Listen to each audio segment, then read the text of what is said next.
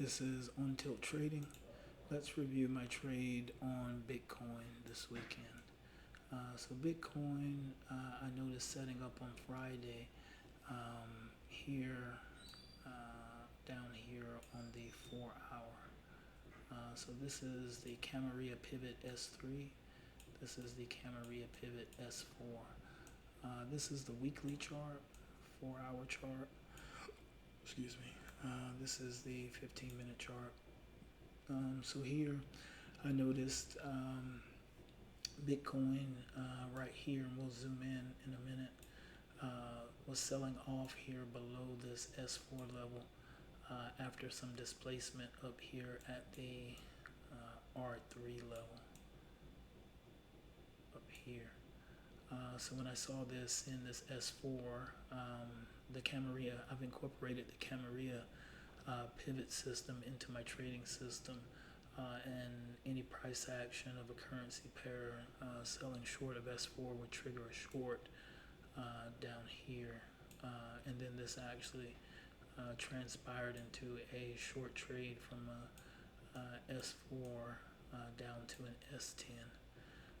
Also, what I'm seeing here on correlation with all the time frames, this here, or this area here,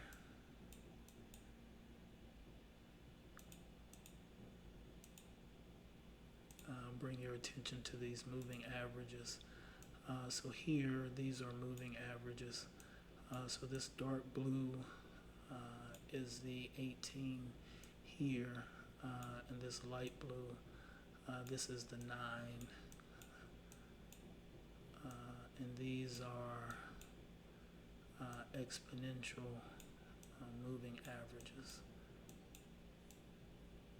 So the dark blue is the 18, and the 9 is the light blue. So seeing the 18 above and the 9 below, this is a short for me. And then seeing the same thing here on the 4 hour, and then at the time of the price action selling through the S4 level here, also correlated here on the 15-minute, but we'll go in for some more detail here in a minute. I'll go through my top-down analysis here starting on the weekly. So weekly, again, seeing the moving averages signaling a short with the 18 above the 9 or the 9 below the 18, and also then choosing a target. So my target was a test of the low of this candle here, and then my exit would be just before that, based on what my trade theory, an institutional seller would try to target a liquidity pool down in this area. So that's what I'm seeing as far as in having a short bias and a target area. And then we'll come over here on the 4 hour and we'll break down my entry a little more. So what we're seeing here, this is the price action selling below this S4 level here. And then this, what you're seeing here, this is a Fibonacci retracement tool, just giving me points of where I want to take entry. I'm taking the guesswork out of what positions I want to take.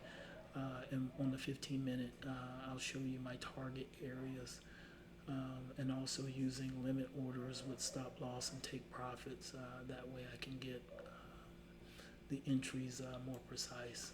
So I take an entry in this candle, take an entry in this candle. We can see once price action sells off below, we get some aggressive pullback, but it stays within the range of the Fibonacci.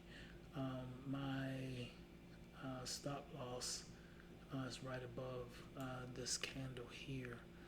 I need to check the settings on this because one is not selected here.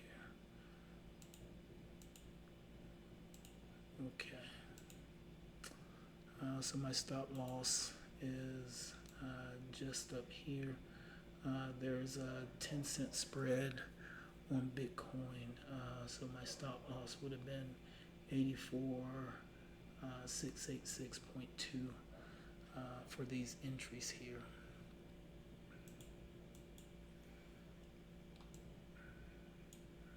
Then you can see we get some consolidation here over the course of the weekend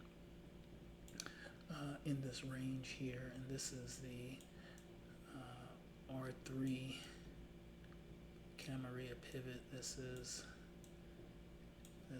S3.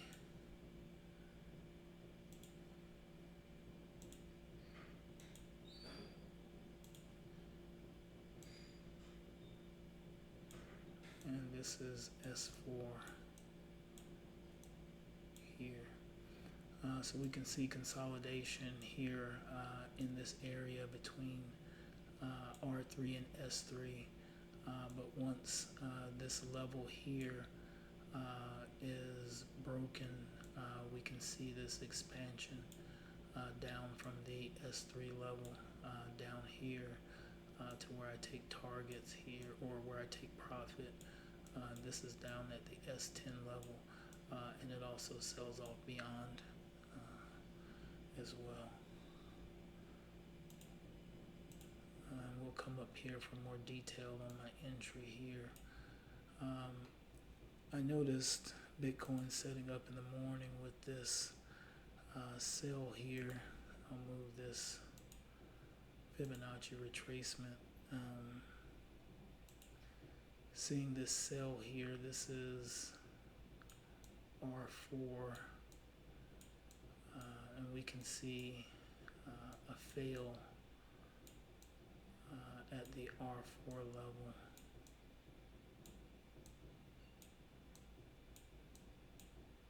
So we can see the price action reach R4, fail, sell off with displacement here, and then find support here after selling through the S4 level, buying, and we can see here the institutional seller buying or selling in these in this uptrend from this sell-off and selling into these orders up here. Then we get some consolidation here. This is here is a very large fair value gap, but also something of this size or magnitude would likely be referred to more as a liquidity void, which would make it easy for price action to pull back into this area. So this is where I'm taking entries here and here in this area. Selling where I would, where my trade theory would say that the institutional seller is also selling in these areas as well. And then we get consolidation here in the range, more consolidation at a lower level, testing the S3 level, and then we get this expansion down here from the S3 level here, getting this expansion. We can see here the moving averages being crossed over as well. We can see the elevated volume profile down here. Same thing, you can go back and see it in this area where it's being traded as well during the New York open hours this past Friday. And then to check the numbers,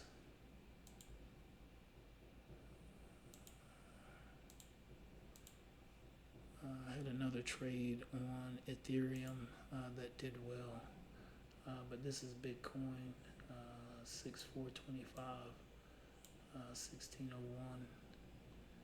And we can see the size here, but the total risk for these two trades, based on my stop loss, was only $32 risk, and this bought in, what is that, like 300, 275, so it's like, I don't know, what did this come up to, like over $500 here, so real good risk to reward here. This trade worked out pretty well. But yeah, this is my trade this weekend on Bitcoin. This is On Tilt Trading. I'll see you next time.